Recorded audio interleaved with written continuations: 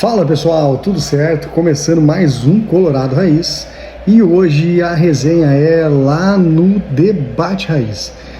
A estreia do novo programa do Debate Raiz com Fabiano Baldasso, Meneghetti, JB, Bagé, Tiger, Matheus, Amunique. E olha só, depois de um Grenal onde o Inter deu um chocolate, teve gol do Ener Valencia e aquele bafafá lá do Renato Portaluppi. Bom, vamos pro vídeo, mas antes, deixe o seu joinha e se inscreva no nosso canal. Bora lá? Nossos parceiros, vem, Baldacinho. Chocolate, eu só quero chocolate. Pra 20 mil, Baldasso. Só quero chocolate. Tu acredita nisso, né? Gurizada, com licença, Bagé. Eu não sei se tu lembra como é que funciona um programa de debate, uma pessoa fala e depois a outra fala. Eu queria dizer pra você do seguinte, foi rigorosamente um chocolate ontem no estádio Beira-Rio, né? E surpreendente, porque eu não imaginava que o Internacional fosse conseguir uma remobilização. Eu não estou nem falando que eu duvidava que o Inter pudesse ser melhor que o Grêmio, porque eu acho que tem essa condição, o time do Inter tem. Mas eu imaginava ainda um Inter abatido e eu tinha medo disso. O Internacional foi retumbante no Clássico, impositivo, teve amplo domínio territorial, tomou conta do Clássico por completo e houve um momento que qualquer gremista tinha medo de que a coisa poderia ser muito pior para o Grêmio. O Internacional construiu um jogo para golear. Não goleou por conta de algumas situações, especialmente envolvendo o nosso goleiro, e até a sorte do Grêmio, que chutou 2 bolas em gol o jogo inteiro e acabou fazendo 2 gols. Mas o Internacional teve tudo que eu espero de um time de futebol. O Inter teve o domínio, teve triangulação, teve trabalho de bola, teve individualidades absolutamente destacadas. A atuação do Alan Patrick ontem é uma atuação histórica, daquelas para entrarem na história do Grenal como uma das maiores individuais da história do Clássico. Eu estou falando assim, ó, o Fabiano em 97, D'Alessandro no Grenal dos 4-1 no Beira-Rio. Estou falando desse tipo de atuação, que foi a atuação do Alan Patrick ontem, né? E muita gente pergunta, tá, Baldasso, então tá tudo resolvido no Internacional? É claro que não, O ano tá perdido. Eu disse ontem e eu repito para vocês aqui. A alma colorada ainda está machucada, mas ela está lavada pelo que aconteceu no Grenal de ontem. O ano não vai apresentar para o Internacional solução de mais nada, porque no máximo, se eu fizer uma campanha fantástica, eu vou conseguir uma classificação, uma pré-Libertadores, que é muito pequeno para a história do Inter. Agora, ganhar o Grenal, tomando conta do Clássico como o Inter tomou ontem, eu não posso negar. Fez o meu domingo muito mais feliz. Bagé, concorda? Foi chocolate? Eu concordo com o Paty. Acho que o primeiro tempo foi chocolate. O primeiro tempo o Inter jogou sozinho. Tem um problema no time do Grêmio que toda vez que o Grêmio enfrenta algum jogador, alguma individualidade que tenha qualidade, eu me refiro ao Alan Patrick, que é jogadoraço, ele joga com muita facilidade às costas dos volantes do Grêmio. Bom, mas eu respeito a empolgação do Baldasso, mas não é esse Real Madrid Inter que ele pintou. Os 2 gols que o Grêmio não achou 2 gols, o Grêmio chutou 2 bolas a gol. Bom, se o goleiro falhou, é problema do goleiro. Eu penso superior, né? Foi, Meneghetti, a única coisa que o torcedor colorado tem a lamentar foi não ter goleado. Baldasso tem toda a razão, eu não tinha parado para pensar. A atuação do Alan Patrick, que eu julguei como um dos melhores jogadores em campo, tem o Arangues, que também jogou demais, o Johnny, que foi uma peça importante para o começo do time, para a marcação do time, o próprio Ener Valencia, que perde muitos gols, mas ao mesmo tempo na participação de organização de um time, até de movimentação. O gol do Alan Patrick é ele que puxa a marcação. Mas sim, o Alan Patrick fez uma atuação de Fabiano em 97, aquela que ele faz o... Do Coelhinho. O do 97, o 5-2. Então, assim, é um negócio absurdo que ele jogou. Eu não acreditava que o Inter teria essa força de reação. Eu era cético. No sábado eu ainda gravei um vídeo achando que, dizendo, olha, eu acho que é o lógico aqui, todo mundo vai concordar, o Grêmio era o favorito no Grenal, por tudo que tinha acontecido. Eu não sei se era o favorito, mas a minha dúvida, JB, o que definiria o Grenal era o fator anímico do Inter. É que a pressão era maior do Inter. Claro, é óbvio. Esse ponto. Não, antes do jogo contra o Fluminense, se o Inter passasse pelo Fluminense, a pressão seria toda do Grêmio. Claro. Como o Inter cai, a pressão era toda do Inter. Então tu juntava pressão, abatimento, eu tava apavorado com isso. E assim, eu discordo do Bagé num ponto. Tudo foi Inter. O jogo de ontem, se a gente não quiser falar sobre o Grêmio e pular direto pro Renato Portaluppi no Rio, eu acho que seria o mais eficaz, tu é o comandante do programa. Meneghetti, perder o Grenal não foi o que mais machucou ontem o presidente Guerra ou a direção do Grêmio. O que mais machucou foi o comportamento do técnico Renato, que deixou o estádio Beira-Rio logo depois da partida sem dar explicações à imprensa e à torcida sobre o que aconteceu dentro de campo. E me permite contar uma rápida história daquilo que eu ouvi na zona mista, lá na porta do vestiário do Grêmio, que é a seguinte: o Renato já tinha comunicado à direção a intenção de viajar ao Rio de Janeiro depois do jogo. A direção do Grêmio não foi pega desprevenida, a direção do Grêmio sabia que o Renato tinha um compromisso. E a direção tentou convencer o Renato durante os últimos dias, antes do Grenal, para ele não viajar de noite ou no outro dia de manhã, na segunda-feira, para deixar passar o Grenal. Só que o Renato não se posicionou quanto a isso. E aí teve uma tentativa de acreditar no bom senso. Depois da derrota, o que a direção do Grêmio esperava era que o Renato não mantivesse a postura de viajar. E essa foi a grande decepção e o motivo da irritação do presidente Guerra. Eu assisti os dirigentes do Grêmio constrangidos na porta do vestiário. E o constrangimento a gente vai ver na face do presidente, que pediu a palavra, foi para uma entrevista coletiva responder justamente sobre a derrota, mas sobre a ausência do seu principal comandante de vestiário. A gente escuta o presidente Guerra. Uma das razões também que é importante que eu esteja aqui, do segurança, o presidente, o faxineiro, o CEO, ninguém no Grêmio concordou com essa decisão.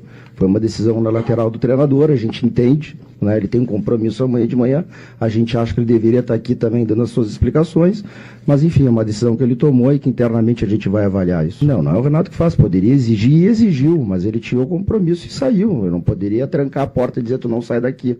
Não é? Então, é isso.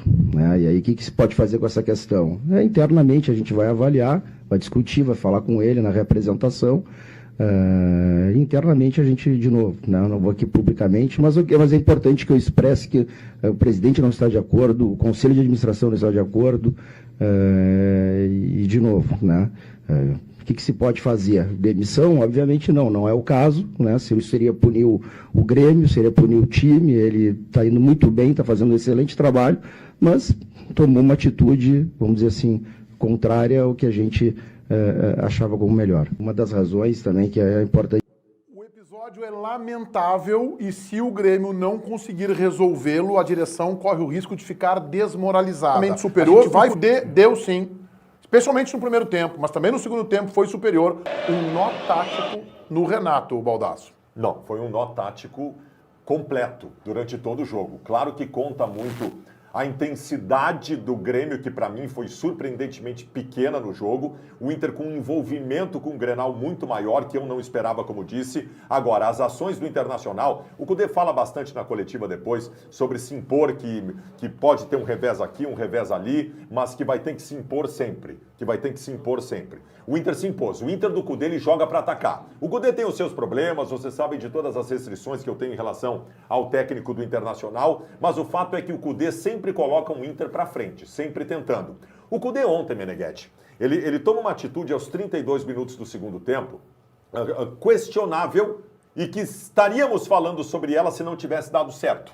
Ele simplesmente tira o Maurício do meio-campo, coloca o Igor Gomes, o Bustos vai um pouquinho mais à frente, mas também ainda era um marcador, e o Inter passa a receber o Grêmio no seu campo. 32 no segundo tempo, 3-2, o Kudê resolve segurar o resultado. Deu certo, mas nós passamos a ter um Grêmio no nosso campo que nós não tínhamos até então no Clássico Grenal. Eu não faria o que ele fez, o fato é que deu certo. O Kudê, que nós criticamos por várias situações, e eu critiquei bastante nos dois confrontos contra o Fluminense, ontem engoliu o Renato, e ele era freguês do Renato. E para ele, o Kudê, era importante dar essa resposta. Fique tranquilo.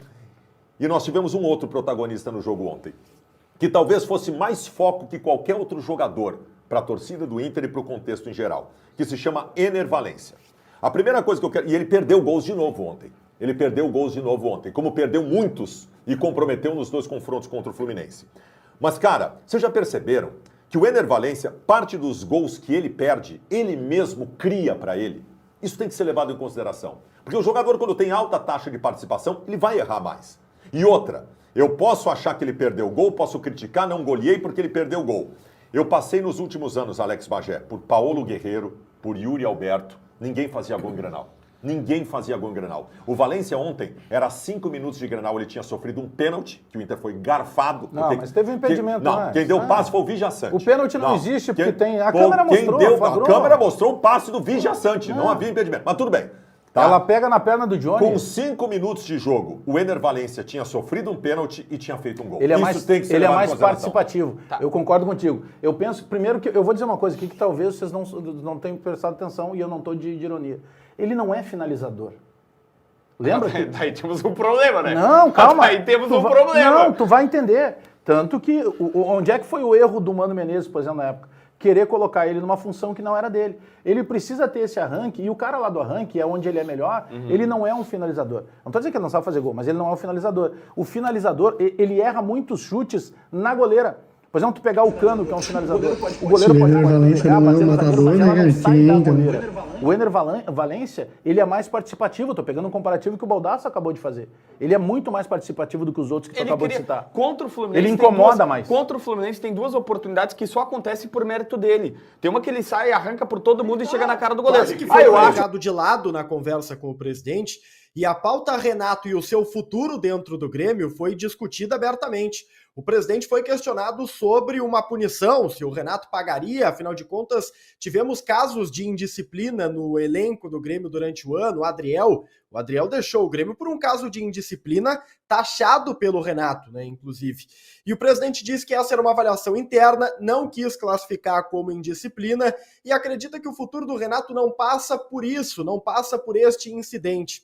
O Renato que foi flagrado chegando no Rio de Janeiro. O pessoal do BTB Esportes, um canal aqui do YouTube, estava no aeroporto lá no Rio esperando o Renato chegar. Chegaram a abordar o Renato, perguntando sobre o incômodo do presidente Guerra. Ele colocou o telefone na orelha, fingiu que estava falando ali para não se manifestar, mas o Renato já está sabendo.